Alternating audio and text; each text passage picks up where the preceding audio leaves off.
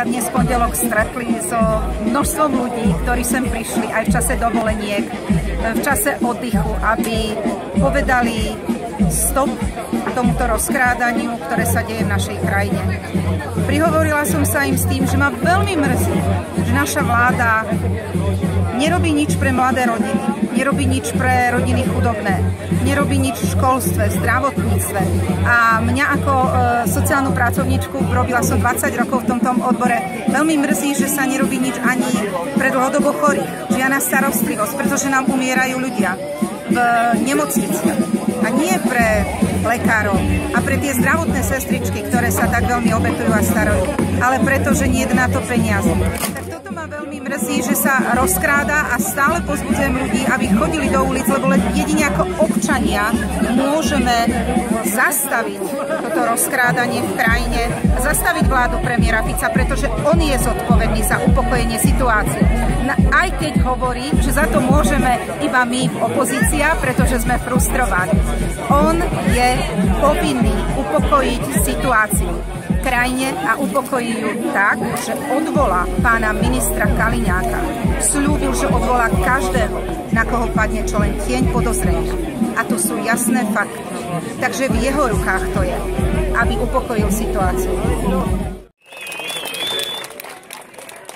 Teraz mi akorát hovorili ľudia, že vlastne, že tu sa nikdy nič nestane, nič nepohne a že v Rumunsku sú ľudia v base.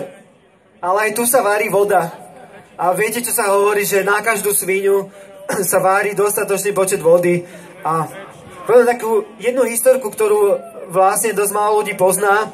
A je to tak v podstate, že prečo sa zostavila takáto vláda, aká sa zostavila.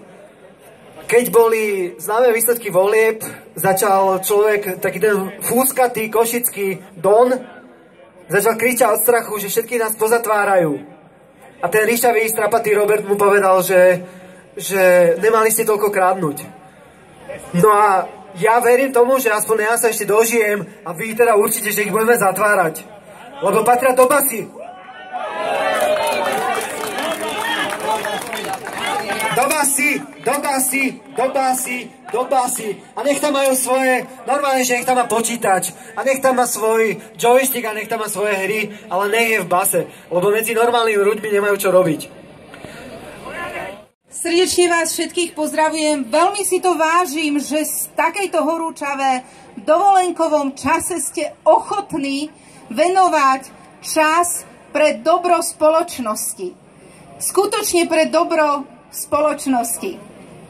Nie ten, priatelia, kto poukazuje na zlo, šíri nenávisť a polarizuje spoločnosť. Ale ten, kto zlo robí. My iba reagujeme na niečo, čo považujeme za najväčšie zlo pre túto krajinu, pre mladých ľudí, pre naše deti. Nie ten, kto poukazuje na zlo, šíri nenávisť. Prosím vás, neuverte tým slovám v médiách a našich politikov, našej vlády, že to sme my, ktorí vás burcujeme, aby sme boli nenávistní voči niekomu. My reagujeme na zlo a na zlodejiny. Je to tak? Kto má, priatelia, upokojiť v krajine nespokojnosť občanov? Kto je zodpovedný? Náš premiér je zodpovedný za to, že mal už dávno upokojiť situáciu v našej spoločnosti. On totiž tvrdil svojho času, že do 3 minút odvolá každého ministra, na ktorého padne iba tieň podozrenia.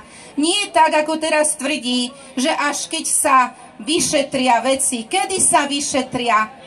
Nikdy. Presne tak. Na svätého Dindy. Takže on je zodpovedný za to, že my sme teraz tu, že vy ste teraz sem prišli, lebo sa obávate o našu krajinu a dokonca sa asi aj obávate o slobodu v našej krajine. To som zažila teraz ako nová poslankyňa v parlamente, pretože my sme sa už aj pekne obliekli tak, ako sa má. My sme už nedonesli transparenty. Nikto nejedol žiadne horálky ani nepil vodu. Dokonca sme prišli, ľudia prišli z dovoleniek a boli sme tam do nohy. Napriek tomu nemohli sme rokovať, napriek tomu sme nemohli hovoriť. Pretože sa veľmi boja.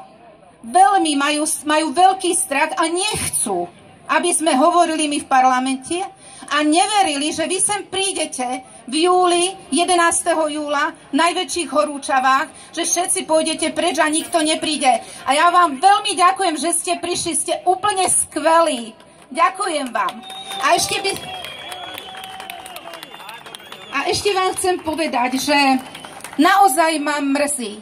Vláda nerobí nič pre rodiny. Vláda nerobí nič pre mladé rodiny. Vláda nerobí nič pre zdravotníctvo a pre školstvo. Premiér povedal, vraj je tu oáza mieru a pokoja. Ale zdá sa, že iba pre nich. Pretože učitelia sú v uliciach. Zdravotné sestry sa ponížené vládou vrátili na svoje pracoviská. Sú frustrované, unavené a zničené. Hovoria mi, že ešte nikdy také poníženie nezažili. Pritom v našej krajine zomierajú tisícky našich príbuzných v nemocniciach, pretože nedostali dostatočnú zdravotnú liečbu. Ale nie kvôli našim obetavým sestričkám, ale kvôli tomu, že nie sú peniaze na nás. Takže prosím vás, nedovolme rozkrádať našu krajinu. Prosím vás, vydržte to. My vydržte to s nami počas celých prázdnin. A prichádzajte, lebo vás sa boja. Iba občanov sa boja. Ďakujem vám. Takže dávame červenú kartu? Majte sa pekne. Ďakujeme, Žilina, krásny večer o všetkých. A vydržte, pamätajte si to, lebo raz bude aj táto mafia skladať účty. Však tuto vám to povie všetkým ulikom. Díky. Ahojte, teším sa. Čaute, boli ste úžasní.